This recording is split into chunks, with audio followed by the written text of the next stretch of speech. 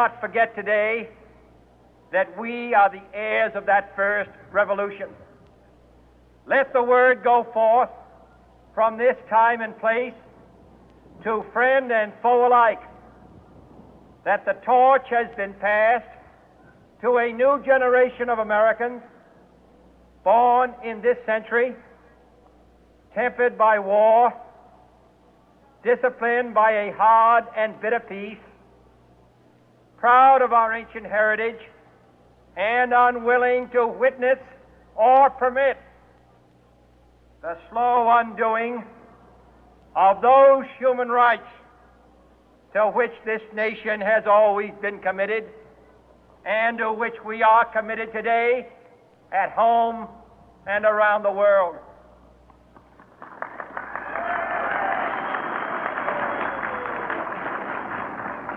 Let every nation know, whether it wishes us well or ill, that we shall pay any price, bear any burden, meet any hardship, support any friend, oppose any foe to assure the survival and the success of liberty.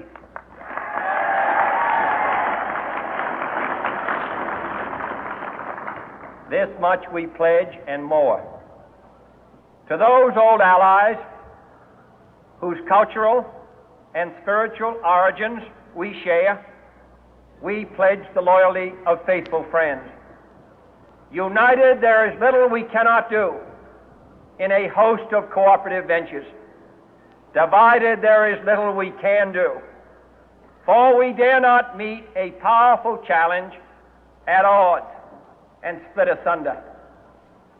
To those new states whom we welcome to the ranks of the free, we pledge our word that one form of colonial control shall not have passed away merely to be replaced by a far more iron tyranny. We shall not always expect to find them supporting our view, but we shall always hope to find them strongly supporting their own freedom, and to remember that in the past, those who foolishly sought power by riding the back of the tiger ended up inside.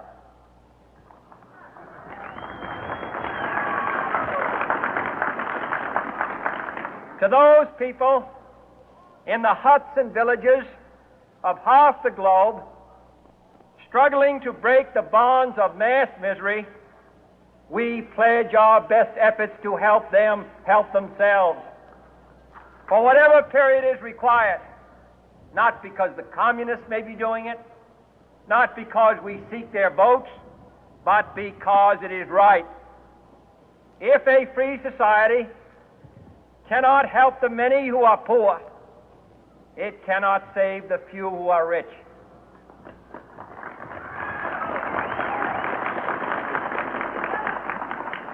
To our sister republics south of our border, we offer a special pledge to convert our good words into good deeds in a new alliance for progress, to assist free men and free governments in casting off the chains of poverty.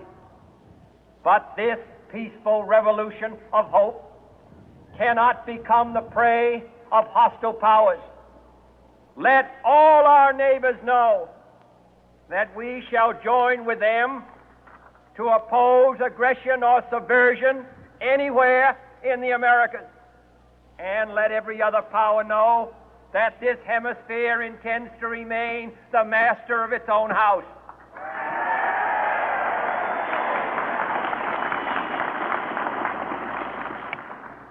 To that World Assembly of Sovereign States, the United Nations, our last best hope, in an age where the instruments of war have far outpaced the instruments of peace, we renew our pledge of support to prevent it from becoming merely a forum for invective, to strengthen its shield of the new and the weak, and to enlarge the area in which its writ may run. Finally, to those nations who would make themselves our adversary, we offer not a pledge, but a request that both sides begin anew the quest for peace. Before the dark powers of destruction, unleashed by science, engulf all humanity in planned or accidental self-destruction, we dare not tempt them with weakness, for only when our arms are sufficient beyond doubt can we be certain beyond doubt that they will never be employed. But neither can two great and powerful groups of nations take comfort from our present course, both sides overburdened by the cost of modern weapons, both rightly alarmed by the steady spread of the deadly atom, yet both racing to alter that uncertain balance of terror that stays the hand of mankind's final war. So let us begin anew, remembering on both sides that civility is not a sign of weakness, and sincerity is always subject to proof. Let us never negotiate out of fear, but let us never fear to negotiate.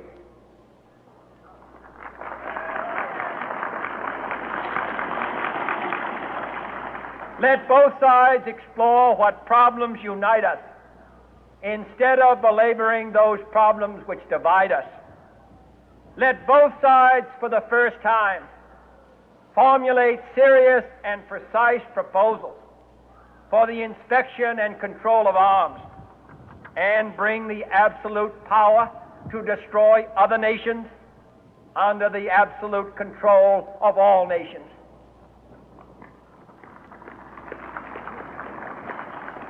Let both sides seek to invoke the wonders of science instead of its terrors.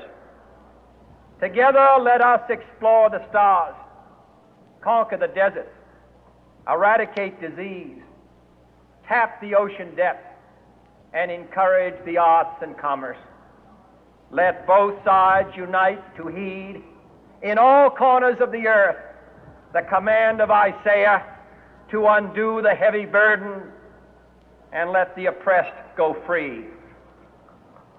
And if a beachhead of cooperation may push back the jungle of suspicion, let both sides join in creating a new endeavor, not a new balance of power, but a new world of law, where the strong are just and the weak secure and the peace preserved. All this will not be finished in the first 100 days, nor will it be finished in the first 1,000 days, nor in the life of this administration, nor even perhaps in our lifetime on this planet. But let us begin.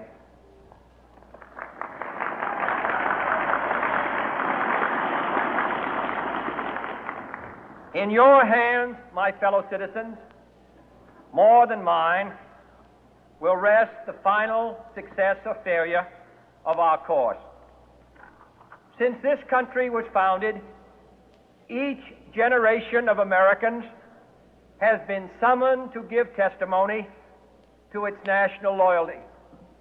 The graves of young Americans who answered the call to service surround the globe. Now the trumpet summons us again, not as a call to bear arms, though arms we need, not as a call to battle, though in battle we are, but a call to bear the burden of a long twilight struggle, year in and year out, rejoicing in hope, patient in tribulation, a struggle against the common enemies of man, tyranny, poverty, disease, and war itself. Can we forge against these enemies a grand and global alliance? north and south, east and west, that can assure a more fruitful life for all mankind. Will you join in that historic effort?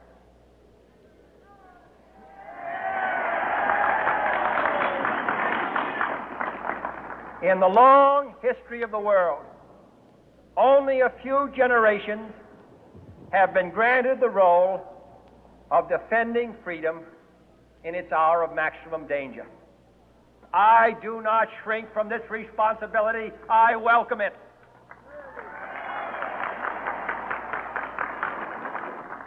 I do not believe that any of us would exchange places with any other people or any other generation. The energy, the faith, the devotion which we bring to this endeavor will light our country and all who serve it. And the glow from that fire can truly light the world. And so, my fellow Americans, ask not what your country can do for you. Ask what you can do for your country.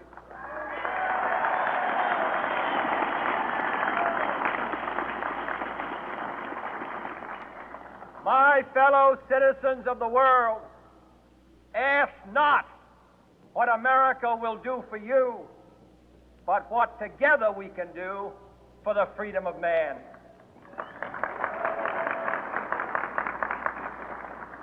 Finally, whether you are citizens of America or citizens of the world, ask of us here the same high standards of strength and sacrifice which we ask of you.